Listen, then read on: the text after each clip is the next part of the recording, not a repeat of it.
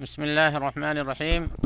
الحمد لله رب العالمين، والصلاة والسلام على أشرف الأنبياء والمرسلين، نبينا محمد وآله وأصحابه أجمعين.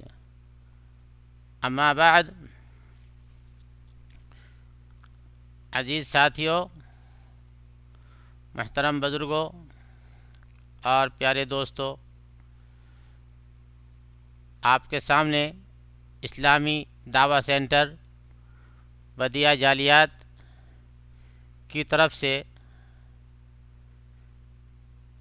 اسلامی ایجوکیشن کے لائن سے جو بہت سی معلومات آپ کو دی گئیں، ان میں سے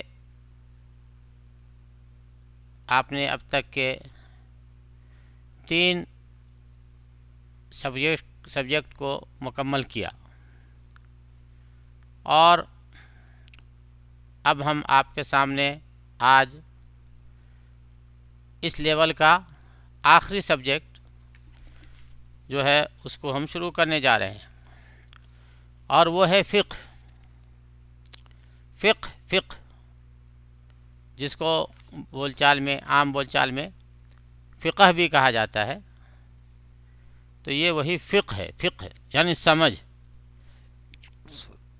تو اسی کے بارے میں آج ہم آپ کے سامنے کچھ پیش کرنے جا رہے ہیں۔ تو کتاب میں فرماتے ہیں، بسم اللہ الرحمن الرحیم، علم کی فضیلت۔ قرآن کریم سے علم کی فضیلت پر دلیل۔ اعوذ باللہ من الشیطان الرجیم، بسم اللہ الرحمن الرحیم، یرفع اللہ الذین آمنوا منکم والذین اوتوا العلم درجات۔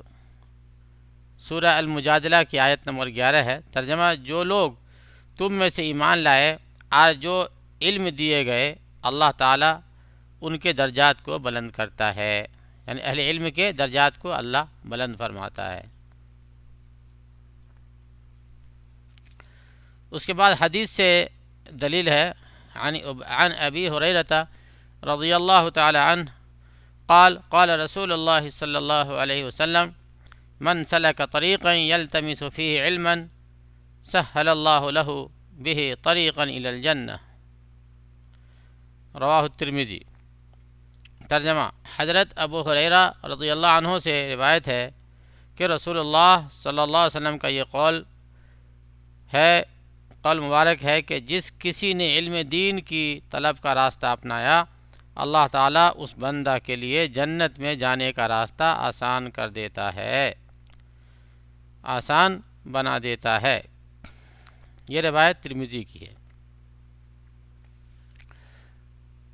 تو یہ علم دین کی فضیلت اور اس سے متعلق جو ہے کچھ دلائل تھے۔ اب جو ہے ہم اس کتاب کے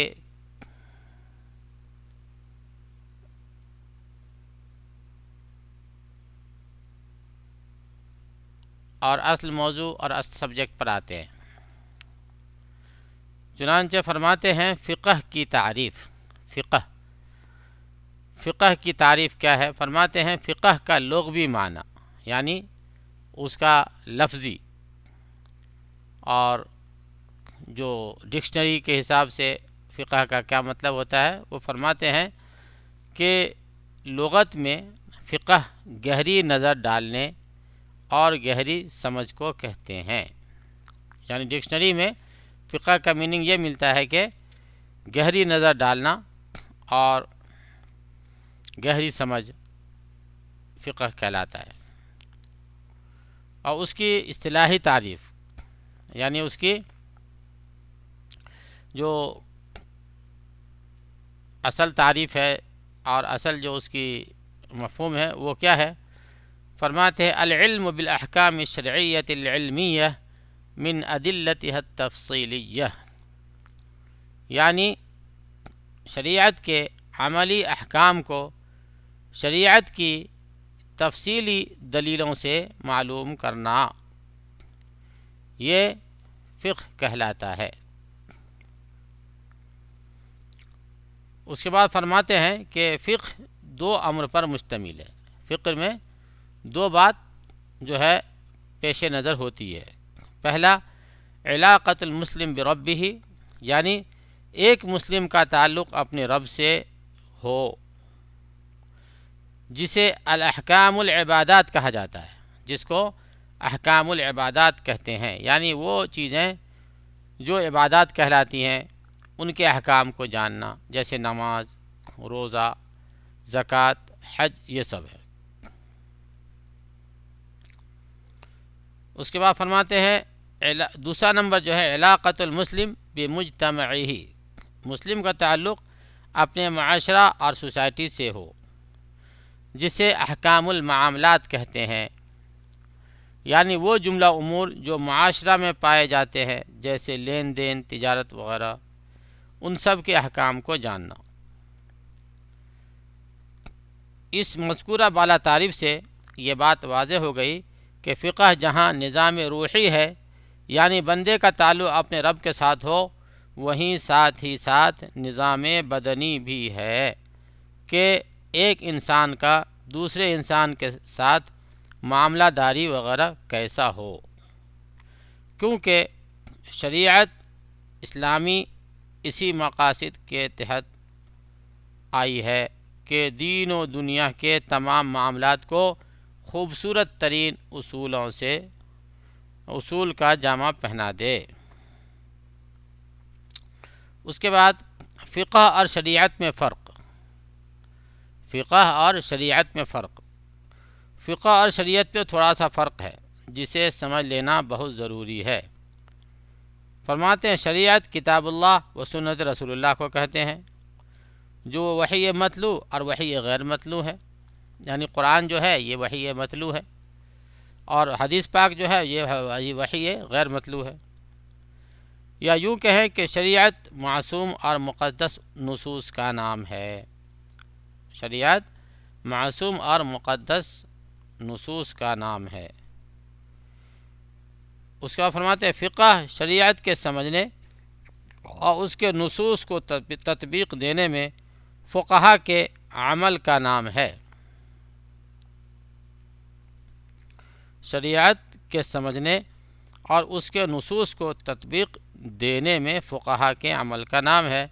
نیز شریعت کے نصوص کے فہم اور سمجھ میں ایک فقیہ کی سمجھ دوسرے فقیہ کی سمجھ سے مختلف ہو جاتی ہے۔ اسی بنا پر علماء فقہ کے درمیان فقہی اختلافات پائے جاتے ہیں، خاص کر وہ امور جو فروعات سے تعلق رکھتے ہیں، ان میں یہ اختلاف واضح ہو کر سامنے آ جاتی ہے۔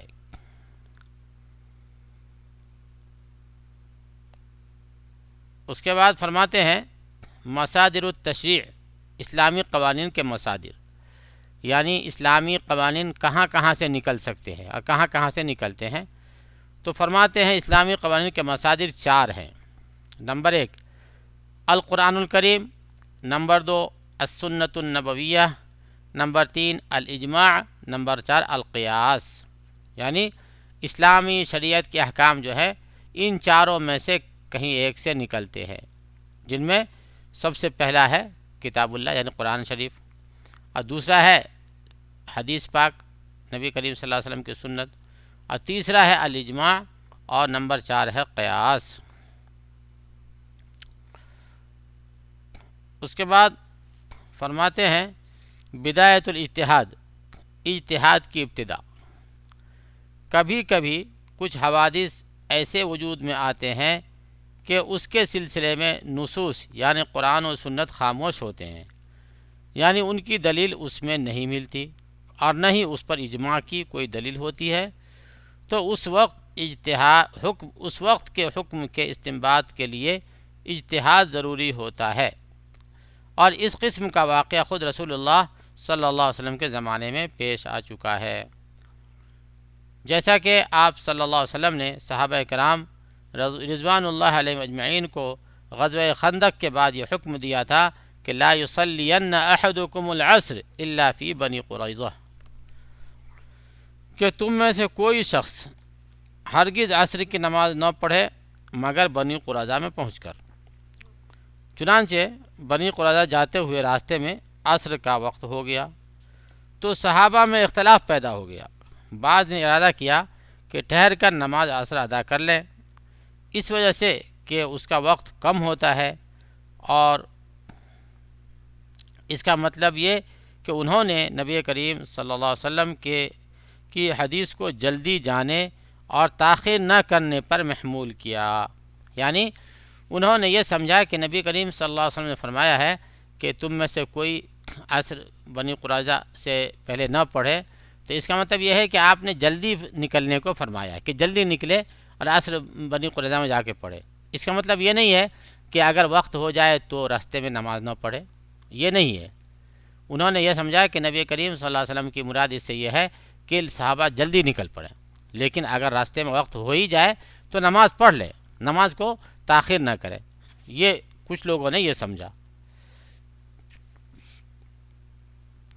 اور دوسرے صحابہ رضوان اللہ علیہ اجمعین نے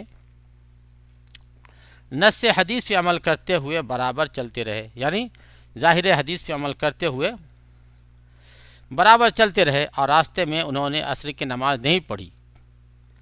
جب وہ لوگ لوٹ کر آئے اور رسول اللہ صلی اللہ علیہ وسلم کو ان کے اختلافی حالت کا علم ہوا تو آپ صلی اللہ علیہ وسلم نے کسی کو خطاوار نہیں کہا، جیسا کہ اس سے پہلے آپ کو بتایا گیا کہ اجتہاد کے اسباب میں سے نصوص یعنی قرآن و سنت کا ساکت اور خاموش ہونا ہے، خاص کر کے احکام کی فروعات میں، تو یہ اللہ کے اپنے بندوں کے ساتھ رحمت و شفقت ہے۔